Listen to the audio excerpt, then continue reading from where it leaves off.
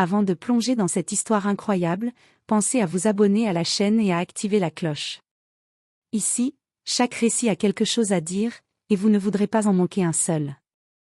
Dans le cœur animé de New York, là où les gratte-ciels reflètent la lumière du soleil et où la ville ne dort jamais, vivait Richard Whitmore, un homme dont la richesse et le prestige faisaient tourner toutes les têtes. À 52 ans, Richard était propriétaire de plusieurs entreprises florissantes et connu pour ses dons généreux à diverses œuvres caritatives. Mais derrière le costume impeccablement taillé et les succès financiers se cachait un homme fragile. Un accident survenu 15 ans plus tôt l'avait paralysé de la taille aux pieds. Sa vie, bien que luxueuse, était remplie de dépendances, aide à domicile, assistants, et personnel de maison dont beaucoup redoutaient la moindre initiative. Ce matin-là, la lumière dorée de l'aube se reflétait sur sa piscine privée sur le toit, créant une illusion de sérénité. Mais le calme apparent de ce Penthouse doré n'était qu'un leurre. Dans cette ville où tout le monde se soucie plus des apparences que de l'action, une seule décision, un seul moment de courage, allait tout changer. Et ce jour-là, personne ne savait encore que ce n'était pas la richesse ou le prestige qui sauverait Richard, mais l'inattendu courage d'une femme simple et discrète. Le soleil matinal baignait le Penthouse de Richard Whitmore d'une lumière dorée, illuminant le mobilier luxueux et les œuvres d'art qui racontaient sa réussite. Malgré son handicap, Richard aimait commencer sa journée par un moment de détente au bord de sa piscine sur le toit. Assis sur sa chaise roulante motorisée, il admirait la vue spectaculaire sur la rivière scintillante qui traversait la ville, respirant l'air frais et pensant à ses projets de la journée. Ce jour-là, il avait décidé de tester une nouvelle méthode pour profiter de l'eau malgré sa condition. Son assistant, Mark, l'aidait à installer un harnais de sécurité censé le maintenir stable au bord de la piscine. Tout semblait parfait. Pourtant, la vie est imprévisible. Alors que Richard se penchait légèrement pour toucher l'eau, un mécanisme de sa chaise roulante céda soudainement. La chaise bascula, précipitant Richard dans la piscine. La surface de l'eau se referma sur lui avec un bruit sourd, et immédiatement, il commença à paniquer. Son corps, paralysé de la taille aux pieds, se débattait avec difficulté. Chaque mouvement semblait inutile. La peur pure monta dans sa poitrine, il n'avait aucune chance de se sauver seul. Autour de la piscine, le personnel se figea. Les assistants, figés par l'angoisse et l'incertitude, murmuraient des instructions contradictoires. Personne n'osait bouger, craignant de faire une erreur ou de se mettre eux-mêmes en danger. Le temps semblait s'étirer, chaque seconde accentuant le désespoir de Richard. Mais à quelques mètres de là, dans la buanderie adjacente, Lila Thompson entendit le bruit de l'eau et les cris étouffés. Femme de ménage expérimentée et perspicace, elle savait immédiatement que quelque chose n'allait pas. Sans hésiter, elle posa son balai, son cœur battant à tout rompre, et courut vers la piscine. C'était le début d'un moment qui allait changer la vie de tous ceux présents dans ce Penthouse, un moment où l'action parlerait plus fort que la peur, et où le courage d'une seule personne ferait la différence entre la vie et la mort. Autour de la piscine, le chaos silencieux prenait forme.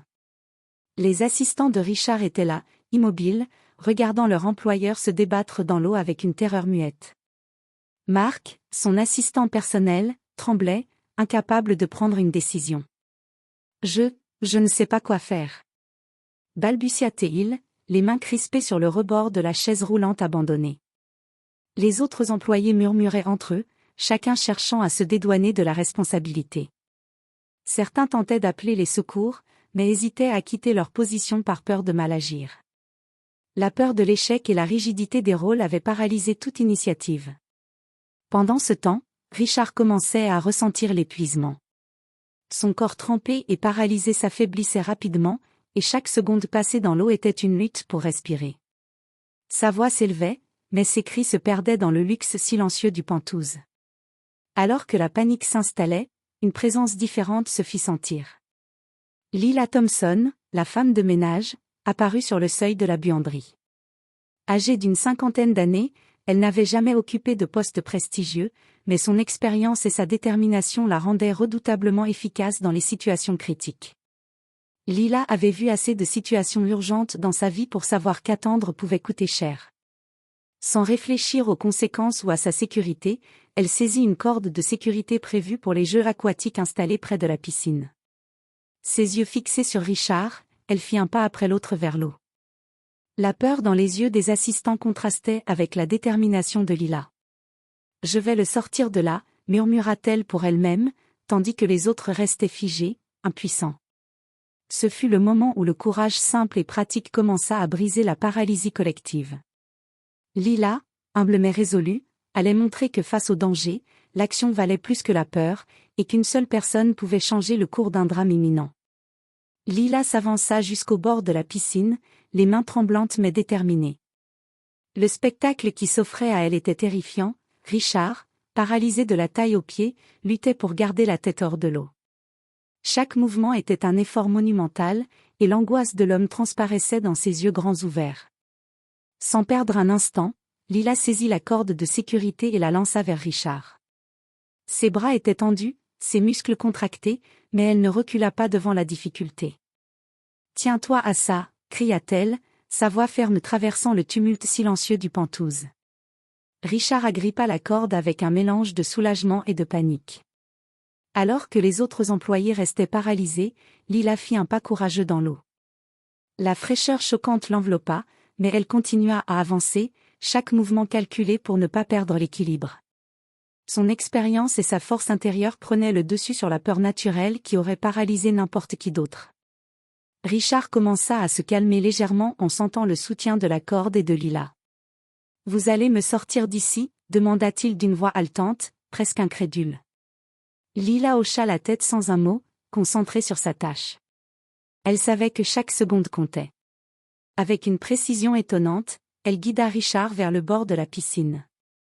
Son corps était trempé, épuisé par l'effort, mais elle continua, ignorant la fatigue. Chaque mouvement demandait une coordination parfaite, et chaque respiration semblait suspendue dans le temps. Les assistants, choqués et honteux, observaient sans intervenir. Lila, seule face à l'urgence, démontrait que la détermination pouvait surpasser la peur, et que même une femme de ménage, humble et discrète, pouvait accomplir un acte héroïque quand les autres restent figés par l'hésitation. Enfin, après ce qui sembla une éternité, Lila parvint à rapprocher Richard du bord. Il était encore tremblant, mais il était hors de danger immédiat. Lila, haletante, essuya l'eau de son visage et regarda les assistants immobiles. Dans ce moment de silence, il était clair qui avait véritablement sauvé Richard Whitmore ce jour-là. Lila ne perdit pas un instant. Avec un effort incroyable, elle saisit Richard sous les bras et commença à le tirer vers le bord de la piscine. L'eau trempait ses vêtements et alourdissait chaque mouvement, mais elle persista, chaque muscle tendu, ses mains serrant fermement le harnais de flottaison qu'elle avait attaché autour de Richard. Richard, épuisé et haletant, sentait la panique se dissiper peu à peu. Chaque centimètre gagné vers le bord était une victoire. Il comprit alors la gravité de la situation. Si Lila n'était pas intervenue, il aurait coulé sans que personne n'ose agir. La culpabilité mêlée à la reconnaissance monta en lui, un mélange brûlant d'émotions qu'il n'avait jamais ressenti auparavant. Autour de la piscine, les assistants et le reste du personnel restaient figés, incapables de bouger. Leur immobilisme contrastait violemment avec la force et la détermination de Lila. Elle leur lança un regard intense, presque accusateur. « Vous pouvez rester là si vous voulez, mais je ne vais pas attendre que quelqu'un d'autre agisse. » Avec un dernier effort, Lila posa Richard sur le bord de la piscine. Il s'allongea, le souffle court, tremblant de tout son corps. Lila, essoufflée et trempée, resta à ses côtés, s'assurant qu'il reprenait conscience et respirait correctement. Le silence pesant du Penthouse fut seulement interrompu par le bruit régulier de la respiration de Richard et par l'eau goûtant de ses cheveux et de ses vêtements. Richard leva les yeux vers Lila, les larmes menaçant de couler. « Vous m'avez sauvé. » murmura-t-il, sa voix faible mais chargée de gratitude. Lila secoua la tête modestement. « Je n'ai fait que ce qu'il fallait. » répondit-elle, sachant que ces mots ne pouvaient exprimer l'intensité de l'action qu'elle venait d'accomplir. Pour la première fois, Richard réalisa que la véritable valeur d'une personne ne se mesurait pas à sa richesse, à son titre ou à sa position sociale, mais à son courage et à sa volonté d'agir quand tout le monde hésite. Ce moment allait changer non seulement sa perception des autres, mais aussi sa propre vie. Richard resta allongé au bord de la piscine, le cœur battant encore la chamade, essayant de reprendre son souffle. Chaque inspiration était un rappel brutal de ce qu'il avait failli perdre. Ses yeux se posèrent sur Lila, toujours trempée, le visage rouge mais illuminé par une détermination calme. « Merci, vraiment merci, Lila, » dit Richard d'une voix plus ferme cette fois, les émotions débordant enfin. « Vous avez risqué votre vie pour moi. » Lila secoua la tête avec humilité. « Je n'ai fait que ce que personne d'autre n'a osé faire. Vous aviez besoin d'aide, et quelqu'un devait agir. » Ses yeux, pourtant calmes, reflétaient une force tranquille que Richard n'avait jamais vue auparavant. Autour de la piscine, les autres employés demeuraient silencieux, honteux. Leurs murmures de panique et leurs hésitations semblaient maintenant futiles face à l'acte de bravoure qu'ils venaient de voir. Richard, encore tremblant mais lucide, se rendit compte qu'il n'avait jamais vraiment apprécié certaines personnes dans sa maison. Leur loyauté ne s'était jamais manifestée dans les moments où elle comptait le plus. Je pensais que nous devions attendre les secours. Balbutia Marc, l'assistant personnel, incapable de soutenir le regard de Richard. Richard leva la main pour le couper. Il ne s'agissait pas d'attendre. Il s'agissait d'agir. Et vous, tous, vous avez attendu. Lila, elle, a agi. La force et la sincérité de ces mots emplirent la pièce. Chaque syllabe semblait graver une leçon dans l'esprit de tous. Richard réalisa alors que Lila incarnait une valeur qu'aucune somme d'argent ne pouvait acheter, le courage face à l'urgence, la capacité de dépasser la peur, et la détermination d'agir pour les autres. Il sentit un mélange de gratitude et d'humilité l'envahir. Pour la première fois depuis des années, il se dit que ses assistants n'étaient pas indispensables, mais que des personnes comme Lila, authentiques et courageuses, avaient une valeur inestimable. Dans ce moment de silence chargé d'émotions, Richard comprit que la vie lui avait donné une leçon cruciale, la véritable grandeur se cache souvent là où on s'y attend le moins, et que l'héroïsme pouvait surgir de la personne la plus humble et discrète. Le soir tombait sur le Penthouse de Richard Whitmore. La lumière orangée du soleil couchant se reflétait sur les vitres et sur la piscine encore humide, créant une ambiance presque irréelle. Richard, enveloppé dans une serviette, s'assit sur le bord de la piscine, le regard perdu dans l'eau calme. Son cœur battait encore rapidement, mais une nouvelle clarté brillait dans son esprit. Il repensa à la scène, tous ses assistants paralysés par la peur, et Lila, seule, courageuse et déterminée. Une colère douce mais ferme monta en lui contre ceux qui avaient laissé la peur l'emporter sur le devoir. Mais cette colère était accompagnée d'une gratitude immense pour Lila, dont l'action avait transcendé la hiérarchie, la richesse et les titres. Le téléphone de Richard sonna. C'était son avocat, mais il ne décrocha pas immédiatement. Il était trop occupé à réfléchir. Pour la première fois depuis des années, il se demandait si sa manière de traiter les employés avait été juste. Combien de talent, de courage et de dévouement avaient été ignorés simplement parce qu'ils n'étaient pas dans les bons postes. Richard appela alors Lila à ses côtés. « Asseyez-vous, Lila. Nous devons parler. » Elle s'approcha, légèrement intimidée, mais toujours calme et droite. Richard la regarda droit dans les yeux. « Je veux que vous sachiez que je ne vous oublierai jamais. Vous avez sauvé ma vie aujourd'hui. Vous méritez bien plus qu'un simple merci. » Lila, modeste, secoua la tête. « Je ne veux rien. Je n'ai fait que mon devoir. » Mais Richard insista. « Non, Lila. Vous avez montré à tous ici ce que signifie réellement le courage et l'action. À partir d'aujourd'hui, vous aurez non seulement ma reconnaissance, mais aussi un vrai rôle dans ma maison et ma vie. Vous méritez d'être reconnu pour votre valeur. » Il commença alors à prendre des décisions concrètes, augmentation de salaire, responsabilité accrue dans la gestion du personnel, et surtout, création d'un programme de formation pour que chaque employé sache agir efficacement en cas d'urgence. Richard voulait que personne d'autre ne reste paralysé par la peur comme ses assistants l'avaient fait aujourd'hui. Lila, toujours humble, accepta avec un léger sourire. Mais Richard savait que ce sourire cachait la fierté silencieuse d'une femme qui venait de montrer à tous que la véritable force ne se mesure pas à la position sociale, mais à la volonté d'agir quand tout semble perdu. Les jours qui suivirent l'incident à la piscine furent transformateurs pour Richard Whitmore. Chaque fois qu'il voyait Lila, il se rappelait le courage dont elle avait fait preuve et la détermination avec laquelle elle avait agi quand tout le monde hésitait. Cette réflexion le poussa à revoir non seulement son personnel, mais aussi sa propre vision de la vie et du leadership. Lila devint un exemple vivant pour l'ensemble de l'équipe. Les employés, encore marqués par leur immobilisme, commencèrent à réfléchir à leurs propres responsabilités. Les regards de Richard étaient désormais plus attentifs, mais aussi plus exigeants. Il voulait encourager l'initiative, le courage et la proactivité plutôt que la simple obéissance. Un matin, lors d'une réunion informelle dans le salon du Penthouse, Richard prit la parole. « Aujourd'hui, je veux remercier Lila publiquement. Non seulement pour ce qu'elle a fait pour moi, mais pour ce qu'elle représente, la détermination, l'audace et la responsabilité. Vous devez comprendre que le courage n'a pas de titre. Il n'a pas d'étiquette. Il se manifeste quand personne d'autre n'ose agir. » Les employés, touchés et légèrement embarrassés, hochèrent la tête. Certains murmuraient des excuses pour leur immobilisme passé, d'autres souriaient timidement, inspirés par la leçon. Lila, quant à elle, resta modeste, mais un éclat de fierté brillait dans ses yeux. Elle savait que ce changement allait profondément influencer le fonctionnement de cette maison. Richard mit en place de nouvelles directives. Chaque membre du personnel devait suivre des formations de secourisme et apprendre à réagir rapidement face aux urgences.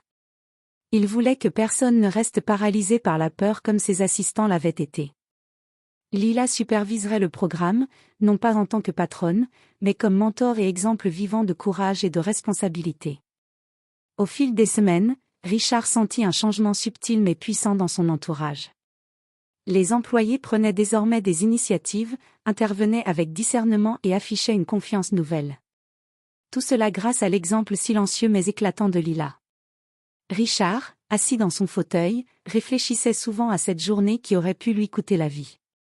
Il comprit enfin que la véritable grandeur ne réside pas dans la richesse ou le pouvoir, mais dans la capacité à reconnaître le courage là où il se trouve et à le cultiver. Ce jour-là, Richard Whitmore commença à se transformer, pas seulement en employeur, mais en être humain conscient de l'importance de chaque vie, de chaque action, et du pouvoir inspirant de ceux qui osent agir quand tout le monde reste immobile. Quelques semaines après l'incident, Richard Whitmore passa de plus en plus de temps à réfléchir à la manière de remercier Lila pour son acte héroïque. Il voulait que sa reconnaissance aille bien au-delà des mots ou d'une simple augmentation.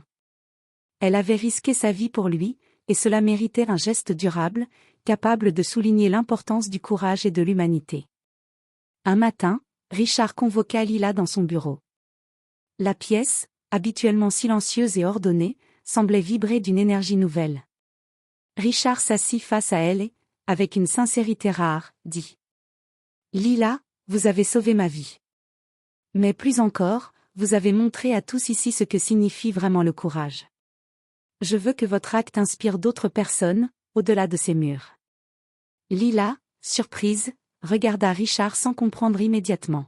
« Monsieur Whitmore, je n'ai fait que ce qui était juste. » Richard sourit doucement. « Je sais, et c'est exactement pourquoi c'est si puissant.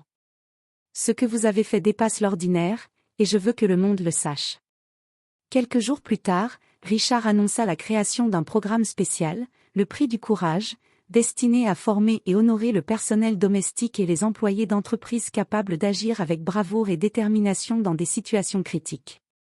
Lila serait la première ambassadrice de ce programme, partageant son expérience et guidant les formations. La nouvelle se répandit rapidement au sein du personnel, suscitant admiration et respect. Les employés réalisèrent que le courage et l'action proactive n'étaient plus seulement valorisés verbalement, mais intégrés dans la culture même de la maison et de l'entreprise de Richard. Pour Richard, cette initiative représentait bien plus qu'un programme de formation. C'était une manière de transformer sa gratitude personnelle en un héritage durable.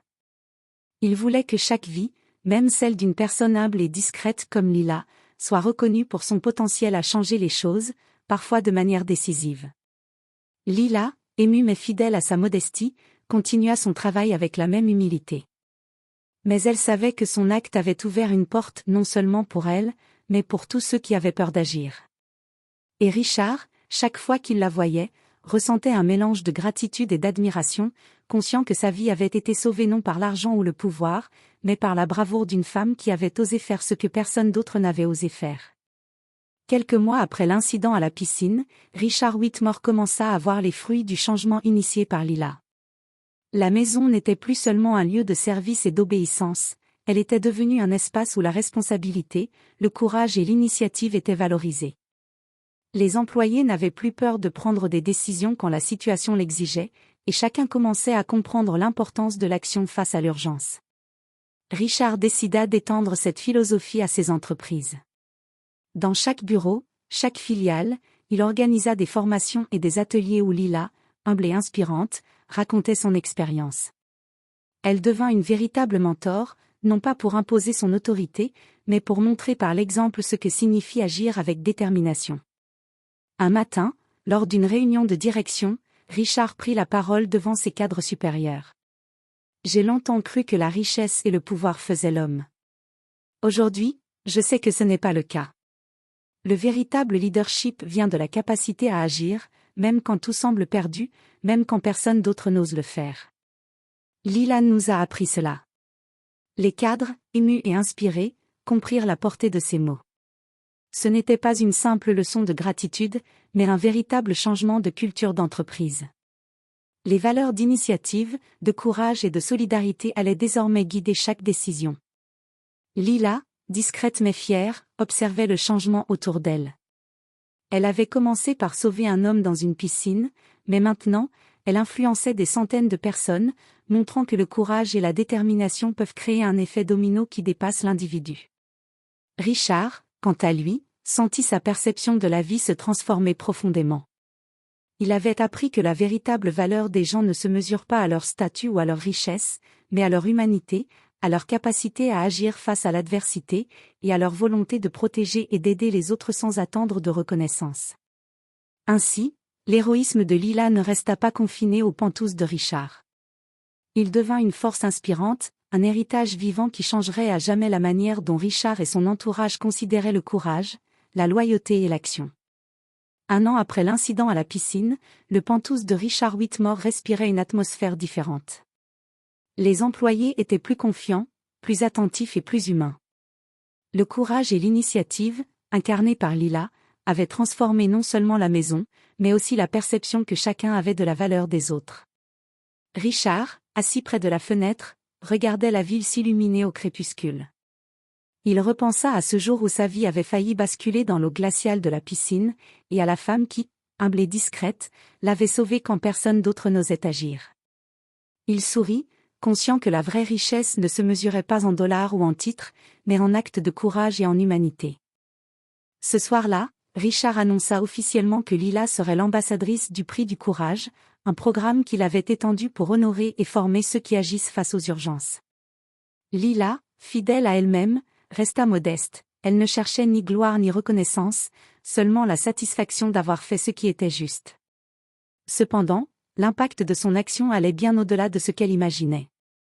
Les employés racontaient son histoire dans toute l'entreprise, inspirant d'autres à agir avec bravoure et responsabilité.